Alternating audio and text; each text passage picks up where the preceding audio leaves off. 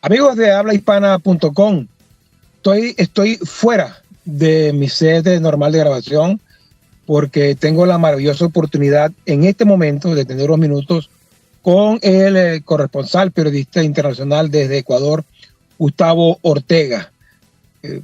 Quienes han seguido las elecciones en Ecuador saben pues, que ha habido dos temas importantes que quiero analizar con Gustavo Ortega, quien es corresponsal de prensa internacional, hombre que tiene años ligado a la política, a la cobertura de hechos noticiosos en la política latinoamericana. Y por tener este tiempo, Gustavo, que nos da con nosotros, te agradezco mucho de verdad que nos dé estos minutos para explicarnos in situ la situación del Ecuador. Dos cosas rapiditas para entrar en tema. Uno, el referéndum que se preveía por las encuestadoras más importantes en el Ecuador. Entiendo que ese dato quizás la encuestadora de mayor peso daba como fácil que el presidente Lasso ganara este referéndum. Sin embargo, no fue así. ¿Qué pasó allí, Gustavo?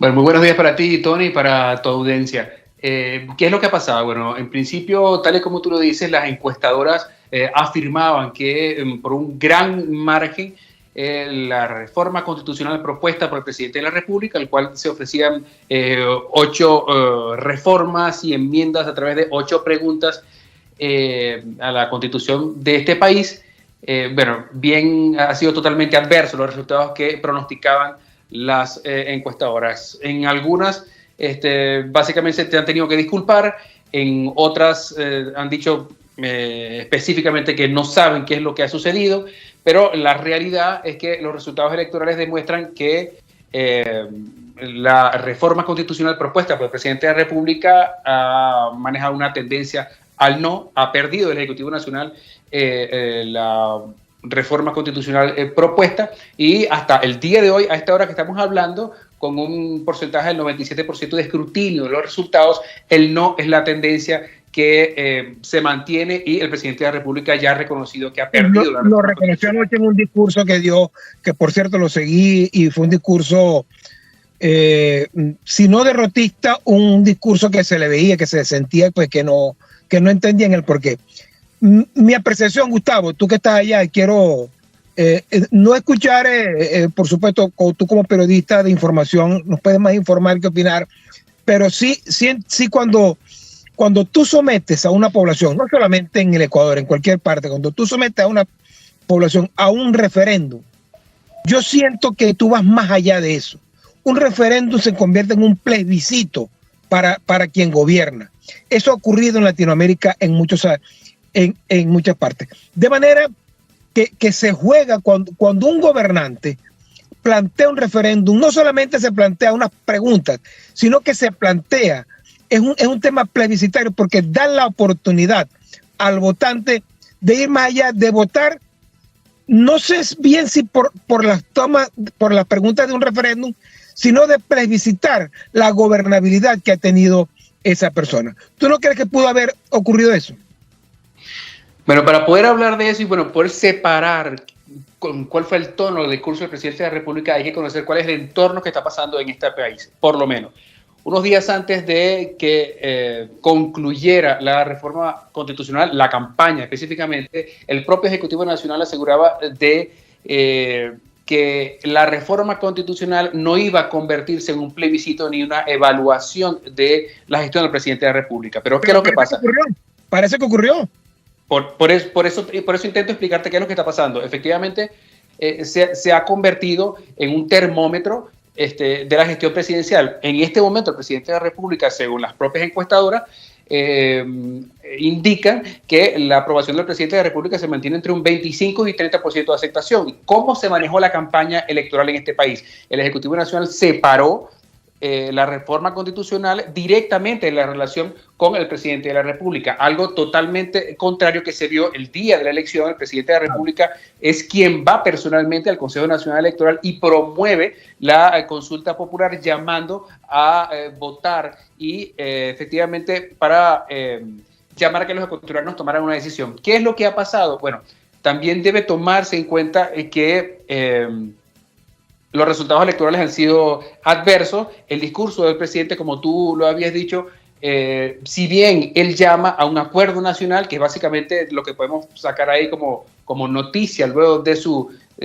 discurso, también llama a una unidad nacional. Él reconoce los resultados, pero asegura que debe ser tomado en cuenta como un llamado, un mensaje de los ecuatorianos al Ejecutivo Nacional. ¿Qué es lo que está pasando en este momento en Ecuador? El entorno en el cual se desarrolla la campaña electoral, hay que tomar en cuenta que hay 18 meses del Ejecutivo Nacional gobernando con una Asamblea Nacional que no lo ha apoyado. Hay otras investigaciones que están en el entorno de la campaña electoral, como ha sido una supuesta estructura de corrupción que relaciona directamente a su cuñado Danilo Cabrera. Esto es una investigación que emitió un portal digital y eso ha venido ocasionando la convocatoria tanto de la Asamblea Nacional a iniciar una comisión especial para investigar esa presunta estructura. De igual forma, la Fiscalía General del Estado ha llamado a comparecer a estas personas que fueron señaladas. También debe conocerse que las principales directivas de esa supuesta estructura, unos se han ido del país, otro ha sido llamado a presentar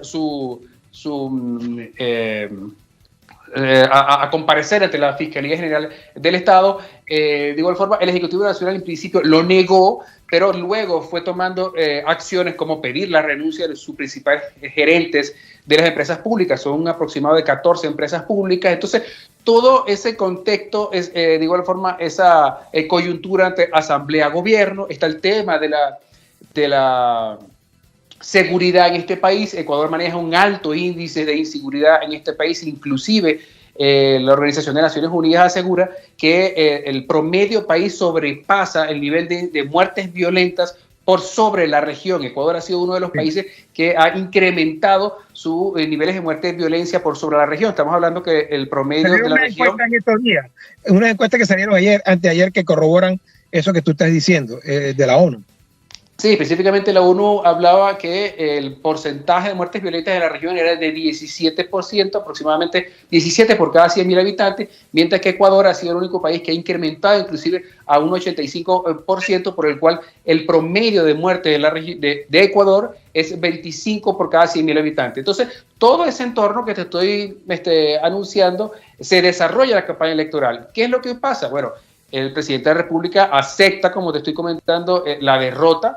Hay una derrota realmente hasta la hora que nosotros estamos conversando, con un 97% de escrutinio en los resultados electorales.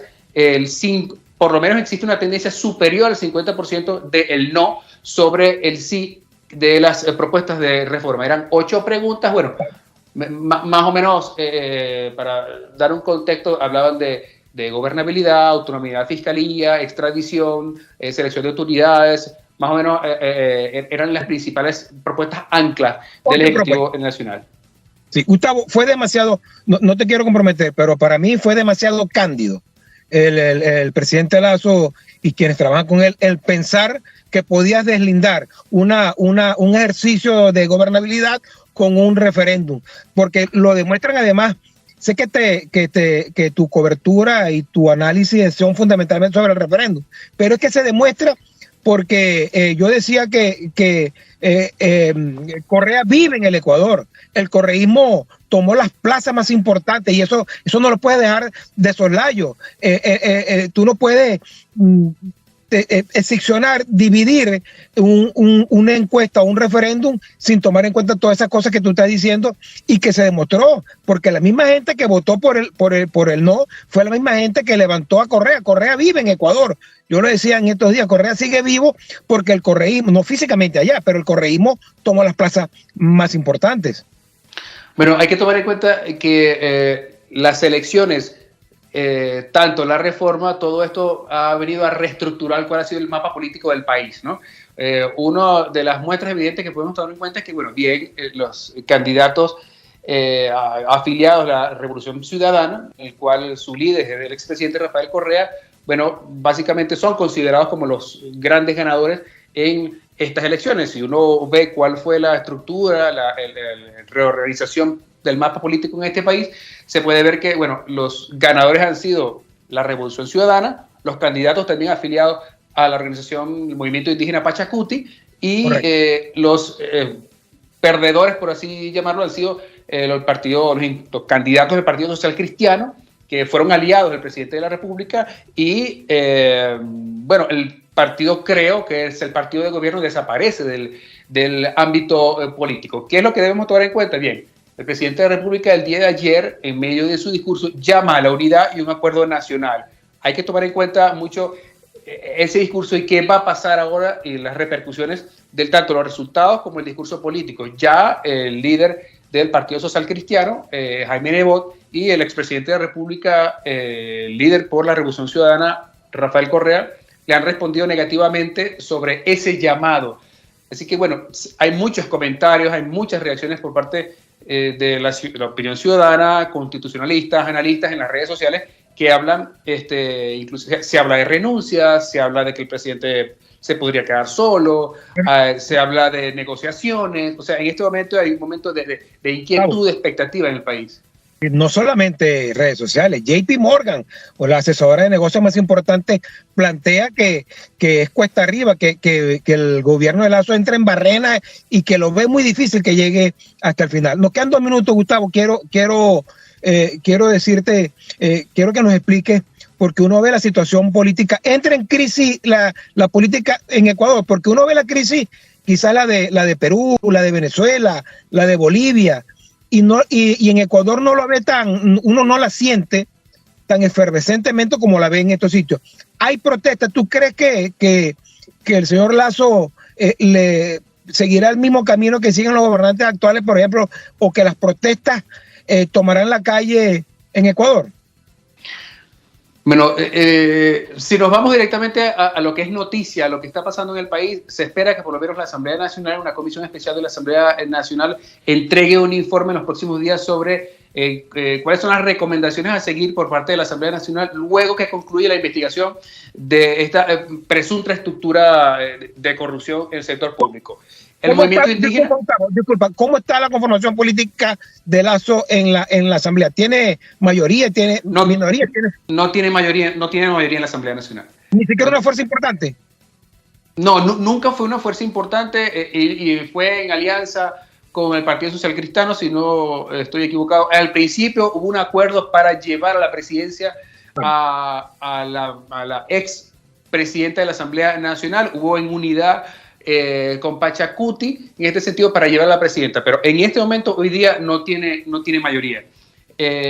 Tú me comentabas sobre cuál era la percepción en este momento. Bueno, también el movimiento indígena, Pachacuti ha dicho que luego de la reforma va a presentar un informe aproximadamente el 30 de este mes. Ellos se deben estar pronunciando sobre si evaluaba o no unas movilizaciones. Ya habían indicado que ellos se iban a movilizar en los sectores donde hay minería, porque para ellos la defensa de sus territorios donde hay presencia de minería ha sido su puntal de movilización, por el cual, bueno, cualquier cosa puede pasar en el país en este momento.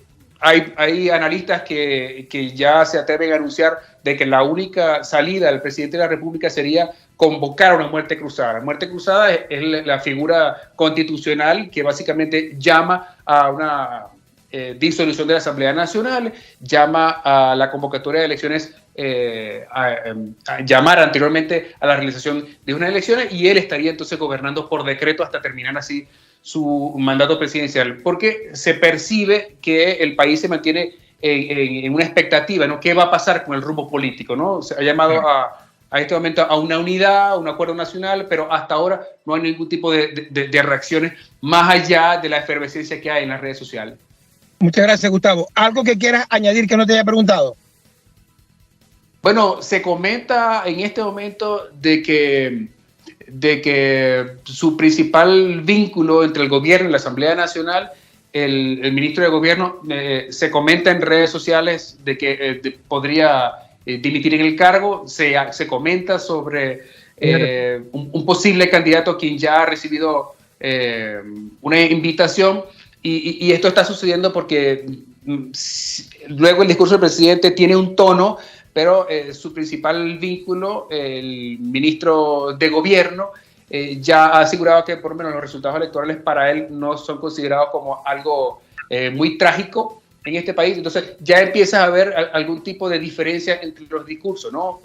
Debes tomar en cuenta de que si se llama una muerte cruzada, quien asume el cargo sería el vicepresidente de la República, y el vicepresidente de la República en este país se ha manejado con un perfil muy bajo, por el cual no sabrías quién tomaría las riendas de este país. Eso es lo que está pasando en este